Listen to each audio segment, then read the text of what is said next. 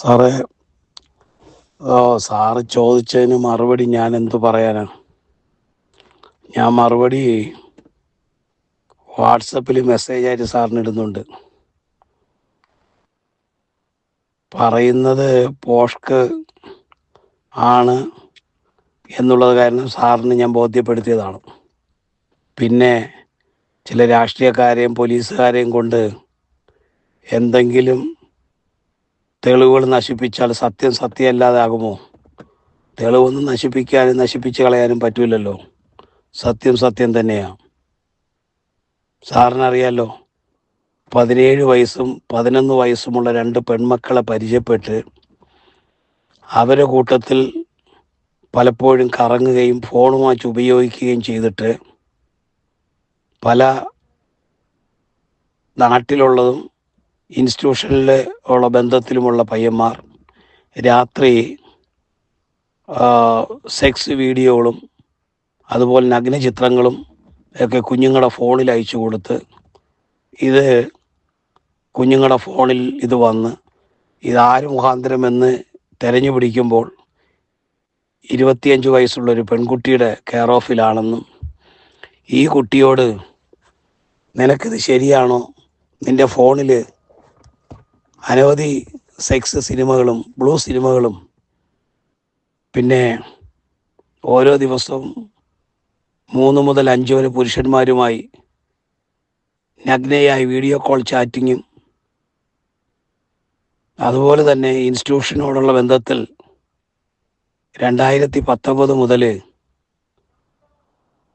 സ്നേഹിച്ച് കൊണ്ട് കല്യാണം കഴിക്കാമെന്ന് സ്നേഹിച്ച പലരും ശാരീരിക ബന്ധം ചെയ്ത് നശിപ്പിച്ചിട്ട് പോയി ഒരു ലൈഫേ ഉള്ളത് അടിച്ചു പൊളിച്ച് ജീവിക്കണമെന്നും പറഞ്ഞ് പിന്നെ ചില പ്രശ്നങ്ങൾ വന്നപ്പോൾ അവിടെ നിന്ന് നിർത്തിയിട്ട് വന്നതാണെന്ന് പറഞ്ഞ് സൗഹൃദം സ്ഥാപിക്കപ്പെട്ട ഈ പെൺകുട്ടി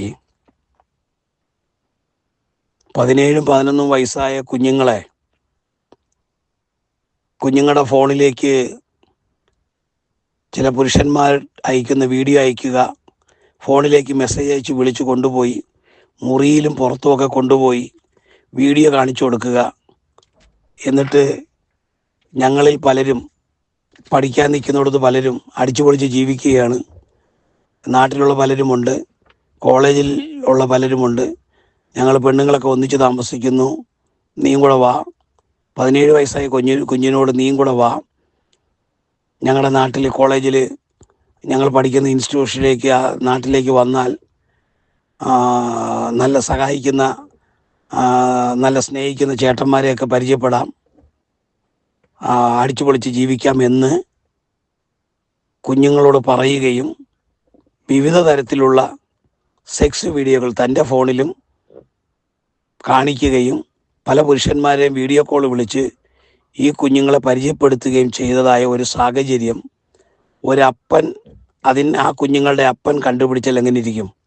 കണ്ടുപിടിച്ച് ആ ഫോണും ആ കൂട്ടുബന്ധങ്ങളുടെ ഫോണും എന്തെന്നറിയാൻ പരിശ്രമിച്ച് അത് ചില നിയമപരമായുള്ള കാര്യങ്ങളിലൂടെ അതിനെ ഹാക്ക് ചെയ്തെടുത്തപ്പോൾ അത് പുറത്തു പറയരുത്, മരിച്ചു പോകാനും കാരണമാകും, ആത്മഹത്യ ചെയ്യുമെന്ന് പറഞ്ഞ് കാല് പിടിച്ചു മാപ്പ് പറഞ്ഞപ്പോൾ ആ കുടുംബത്തിനോ വ്യക്തിക്കോ ഒരു ക്ഷേതം വരരുതെന്ന് ഓർത്തിട്ട് ചില മാസക്കാലങ്ങൾ അത് മൂടിവെച്ചു.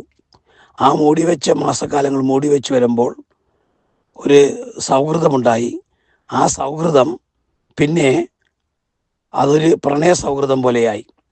ആ സൗഹൃദത്തിൽ വെച്ച് പോഷ്ക്ക് പറഞ്ഞ് മുതലെടുത്താലൊന്നും സാറിനറിയാം, വേറെ ഒന്നും വേണ്ട. 11 വയസ്സോ 17 വയസ്സോ ആയ പെൺകുട്ടികൾ ഈ കുഞ്ഞുങ്ങളെ കൊണ്ട് കേസ് കൊടുത്താൽ ഈ കുഞ്ഞുങ്ങളുടെ മൊഴി മാത്രം മതി. ഡിജിറ്റൽ തെളിവിന് പോലീസിനെ കൊണ്ട് കോടതി ഇൻസ്റ്റിറ്റ്യൂഷൻ അടക്കമുള്ളിടത്ത് സകല ആൺ സുഹൃത്തും പെൺ സുഹൃത്തുക്കളും മൊബൈലിൻ്റെ EMI നമ്പരൊക്കെ ഉണ്ട്. ഇതടക്കം എടുത്ത് പോലീസിന് കോടതിയിൽ ഹാജരാക്കി ഈ വ്യക്തിത്വത്തെയും കൂടെയുള്ളവരെയും അറസ്റ്റ് ചെയ്തേ മതിയാവും. ഇതിന് മുതിരാത്തത് കൊണ്ടാണ് ഞാൻ ഇന്ന് ഈ അപരാധവും പ്രയാസമൊക്കെ കേൾക്കുന്നത്. അതിലെനിക്ക് ഭാരമില്ല. സത്യം വെളിപ്പെടുത്തും. എന്തോ ഭീഷണി, എന്തിനാണ് ഭീഷണിപ്പെടുത്തി എന്നുള്ള കാര്യം അവർ ചിന്തിക്കുന്നില്ല. ഭീഷണിപ്പെടുത്തി എന്തൊക്കെ ചെയ്യാൻ ശ്രമിച്ചു എന്നാണ് പറയുന്നത്. അത് ഇതാണ് ദിവസമടക്കം മൊബൈലിനകത്ത് ഡിജിറ്റൽ തെളിവുണ്ടല്ലോ, ആ ഒരു വിഷയത്തിൽ ഞാൻ മൗനം വീക്ഷിക്കുന്നത് കൊണ്ടാണ് എൻ്റെ കുടുംബത്തിനകത്തും അതിനെക്കുറിച്ചുള്ള പ്രശ്നങ്ങളുള്ളത്. അവർ പറയുന്ന പോലെ നിയമപരമായ നടപടിക്ക് പോകാമെന്ന് പറഞ്ഞിട്ടും വേണ്ട, നമ്മളായിട്ട് ഭക്ഷിക്കുകയും പാനം ചെയ്യുകയൊക്കെ ചെയ്ത ഒരു കുടുംബത്തിന് വ്യക്തിക്ക് ദോഷം വരുത്തരുതെന്ന ചിന്തയിലാണ് സാറേ മൗനം വീക്ഷിക്കുന്നത്. പക്ഷെ എന്നും ഈ മൗനം കാണുമെന്ന് തോന്നില്ല. രണ്ടാമത്തെ കുഞ്ഞിന് 11 വയസ്സേ ആയുള്ളൂ.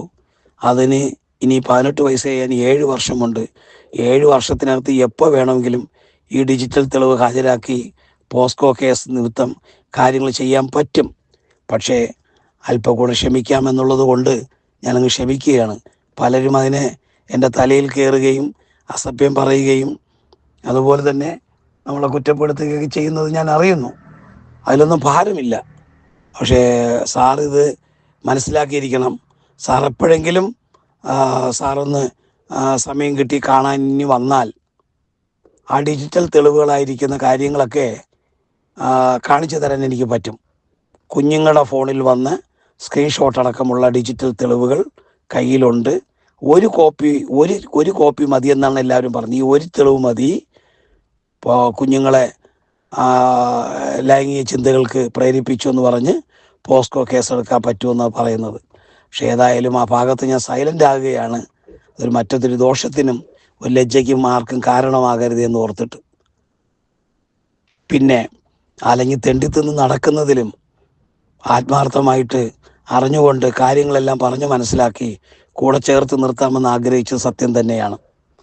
ഒന്നല്ല രണ്ടല്ല മൂന്നല്ല, കൂടെയുള്ള പലർക്കും അറിയാം, ദേശക്കാർക്കറിയാം.